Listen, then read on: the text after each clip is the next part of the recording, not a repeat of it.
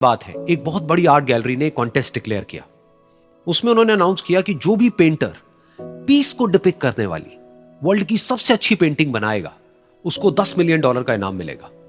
यह बात पूरी दुनिया में फैल गई और पूरी दुनिया से हजारों पेंटर्स ने अपनी अपनी पेंटिंग भेजी उस कॉन्टेस्ट में पार्टिसिपेट करने के लिए। उन हजारों पेंटिंग्स में से जो इस कॉन्टेस्ट के जजेस थे उन्होंने फाइनली 100 पेंटिंग्स को शॉर्टलिस्ट किया और उन 100 पेंटिंग्स की एक एग्जीबिशन लगाई।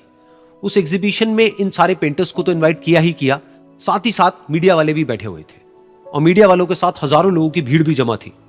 क्योंकि प्राइज अमाउंट इतना बड़ा था तो सबका इंटरेस्ट था ये जानने में कि कौन जीतेगा, कि वो पेंटिंग कैसी होगी और कौन वो पेंटर होगा जिसको इतना बड़ा अमाउंट मिलेगा। फाइनली वो दिन आ ही गया। वहां पर सारी ही पेंटिंग्स देखने लायक थी और एक से बढ़कर एक थी। उसमें से कुछ पेंटिंग्स थी जहां पर सबसे ज्यादा भीड़ थी। जैसे एक पेंटिंग थी जहां पर एक बिल्कुल साफ पानी की नदी बह रही थी, जिसके पीछे कुछ पहाड़ थे, उसके ऊपर बर्फ जमी हुई थी और पीछे से सनराइज हो रहा था।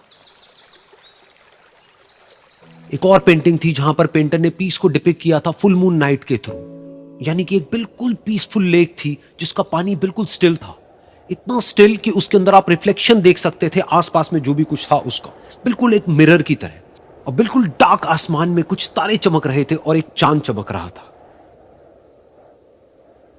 उसके अलावा एक पेंटिंग थी जिसमें बिल्कुल सफेद बादल थे, नीला आसमान था और बिल्कुल हरी हरी घास थी। यानी कि सारी ही पेंटिंग्स ऐसी जिसको देख करके ही मन शांत हो जाए। तो कॉन्टेस्ट बहुत ही टफ था क्योंकि सारी पेंटिंग्स एक से बढ़कर एक थी। तो जजेस के लिए शॉर्टलिस्ट करना कि कौन सी पेंटिंग बेस्ट है, that was very very difficult.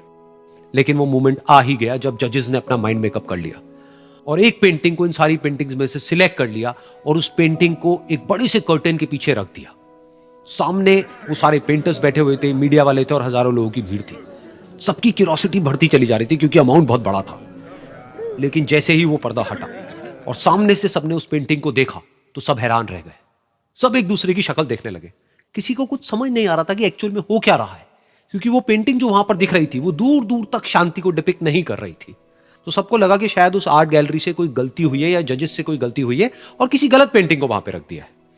तो कुछ पेंटर्स एक साथ गए, जाकर के उस आर्ट गैलरी के ओनर से मिले और जाकर के उससे पूछा कि क्या ये कोई गलती है, गलती से कहीं कोई गलत पेंटिंग तो आपने वहां पे नहीं रख दी है।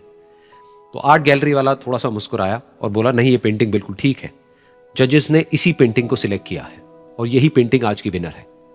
सारे पेंटर्स ये जवाब सुन करके गुस्से से भर गए और सबने मिल करके रिवोल्ट कर दिया। और ये देख करके सारे मीडिया वाले अपनी अपनी जगह से खड़े हुए और भागते हुए गए उस आर्ट गैलरी के ओनर के पास में और अपने अपने माइक्स उनके मुंह के आगे कर दिए।